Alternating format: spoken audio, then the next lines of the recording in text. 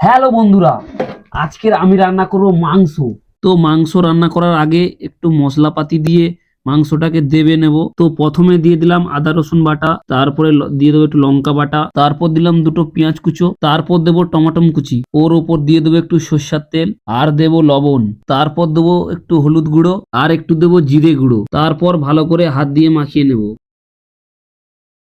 এইবারে গ্যাসটা জ্বালিয়ে নেব, তারপর কড়া বসিয়ে নেব। তো কড়া তেতে গেছে, এরপর তেল দিয়ে দিচ্ছি, এরপর দিয়ে দেবো গোটা জিরে আর দুটো তেজপাতা আর দুটো শুকনো লঙ্কা, তারপর একটু খন্তি দিয়ে নেড়ে নেব, তারপর দেবো কাঁচা লঙ্কা আর পেঁয়াজ কুচো, এরপর একটু খন্তি দিয়ে ভালো করে নেড়ে নেব। তো পেঁয়াজগুলো হালকা লাল হয়ে গেছে, এইবার আদা আর রসুন বাটা দেব, তারপর ভালো করে খন্তি দিয়ে নেড়ে নেব। এরপর টমাটম গুলো দিয়ে দেবো, তারপর আবার ভালো করে খন্তি দিয়ে নেড়ে নেব, তারপর এক এক করে সব মশলাগুলো দিয়ে দেবো।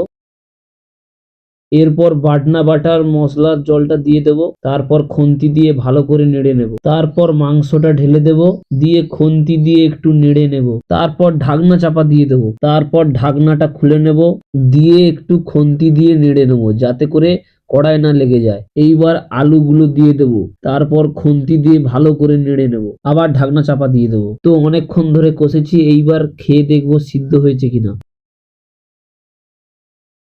হেভি স্বাদ, পুরা ওকে।